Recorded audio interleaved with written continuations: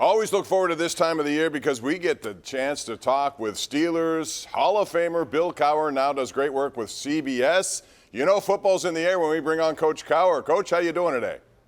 Doing great, Bob. How's everybody in Pittsburgh doing? Pretty excited about Sunday, I'm sure. Absolutely, which brings us back to the Who Day We Day. When I think Pittsburgh and Cincinnati, it's always about your Who Day We Day.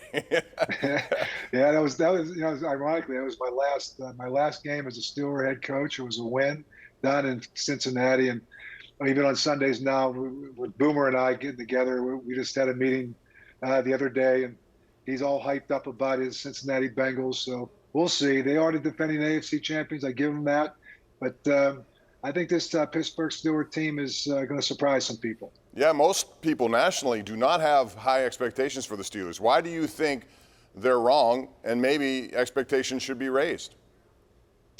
Well, number one, I think Coach Tomlin does a very good job every year of just not picking up where they left off. They start off, and you look at their training camp and the way they go about their business. They prepare every year to prove themselves and not sit on any laurels. Obviously, last year got to the playoffs, but still you lost that first game. And I think, again, the first time in, 18 years that a guy not named Ben Roethlisberger is going to start at quarterback, that's a lot of excitement. I think the whole team is excited about that.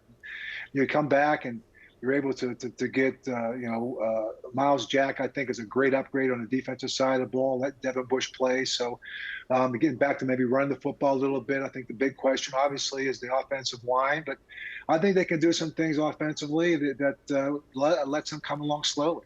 Mitch Trubisky is that starting quarterback, and he had to fend off good performances by both Kenny Pickett and Mason Rudolph. Why do you think he's the right choice, and what do you expect out of him in this season? Well, I think when they brought him in there, I think it was his job to lose, more or less. I think there was no question about it, and I think he did nothing more than solidify his position. I don't think there'll be a quick hook, as some people may think. I think the biggest thing about Mitch Trubisky, he's played in the National Football League. He's played, in these types of games. You're going on the road against the defending AFC champion. And so, this is a game that a veteran needs to come in there, take control. I think you look at the fact that, the guy was voted as a captain, I think speaks volumes about where he's at as a leader on the football team. And so I think, again, you look at his ability, his elusiveness, his athleticism. And I love what Coach Canada did with this offense, at least in the preseason. I know we'll see a lot more, and I'm sure they were hiding a lot of things. But it seemed like an offense that was built around the running game and the play-action game. You got a great group of receivers, a very talented tight end in Frymouth. And so I think, again, the biggest question we're talking about is the offensive line. So I think the biggest thing to do is to let them develop slowly. And I think you can do that in terms of a run game and play-action game that also would complement the skill set of your quarterback. Coach, a lot of people around here wanted to see Kenny Pickett as the starter. He certainly played well in the preseason, but it is the preseason, and ramping up to week one is a whole different situation. You had Ben Roethlisberger in his rookie season after you guys drafted him and had him on the bench until injuries, changed the direction of his situation. Why is it in his best interest, maybe, Kenny Pickett, to sit around and watch, or, because times have changed, would you have put him in there right off the bat? Well, I think you put him in there if he's your only option. I think if he's the best option you have. I think, as you saw it said, all three of these quarterbacks played very well in the preseason. And the one thing I think that Kenny Pickett will see, and as he prepares and gets on the sideline, and Mitch Trubisky's been through this. I mean, Mason Rudolph has been through this, but the speed of the game in a regular season, opening day, that kind of excitement, you're not going to simulate that in practice. You're not going to simulate that in the preseason. That's something that'll be nice for him to be able to feel from the sideline.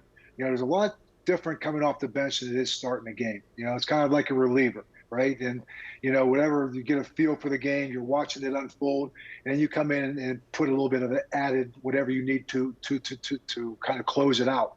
And I think that's what each one of these guys did in Mason Rudolph and also in Kenny Pickett. But to start the game is a whole different element. You're the one to set the structure. You're the one that you want to get a feel for the game, read it, make the right decisions early in the game, take what they give you early in the game, manage any kind of turnover or change of momentum situation that comes in, any adversity. He's been there before. He's been there with up in Chicago. He's been there last year. He saw Josh Allen work with Buffalo. So he's got a lot of experience, and experience is something I think you don't have to be in there right now, but on game day, to be on that sideline, to watch these things unfold, to watch the in-game adjustments that need to be made, it'll be great for him to be able to see that happen, but not have to be an integral part of it. You mentioned offensive line earlier in this conversation, and Bill, certainly that's been a concern here. A lot of people expected them to take a step forward after having two young guys go through it, baptism by fire last year. It hasn't worked that way in the preseason. How much do we read into that, or do you think they could come together rather quickly as an offensive line? Well, I think it's they'll come together. I think how quickly that happens, I think it does take some time. I think it depends upon the offensive approach that you take. It probably depends on how the game unfolds, right? You're getting into it, get behind early in the game, and all of a sudden you're having to throw the football. It's probably not an ideal situation, particularly when you're on the road. So, I think there's a lot of intangibles that go into that. I think being patient, and I think repetition is what offensive linemen need more than anything else. There's no other position that communicates more in the course of the game than offensive linemen. You talk about your receivers and quarterbacks, and there's signals that they have, and defensively you have signals, and you're trying to make sure everyone's on the same page. But offensive linemen are literally talking to each other. They have to work in cohesion, not from a protection standpoint, from a block scheme standpoint, from trying to pass off stunts and seeing different looks. You're constantly over there by themselves talking about that with the offensive line coach, talking about looking at the pad and seeing what adjustments they need to make. So the more you work together, the more cohesiveness that you can develop, the better off you're going to be. So again, it's more of a work of a unit, not just an individual. And I think, again, you can help that with being able to run the football, play action, and not be one-dimensional in your approach to the game. So obviously the defense will be the strength of their team, and getting off to a good start will be important. And so I think, again, a lot of these things are the variables that they're going to have to deal with. All right, globally speaking, to use a Mike Tomlin term, look for me into the AFC North. It looks like a very competitive division, maybe not as competitive as the AFC West. How do you see the AFC North playing out? Well, hey, listen, I think one thing you can't diminish are the Cincinnati Bengals. I mean, number one, that they won the AFC Championship a year ago. They were 4-2 in the division. They beat the Steelers twice. We saw that.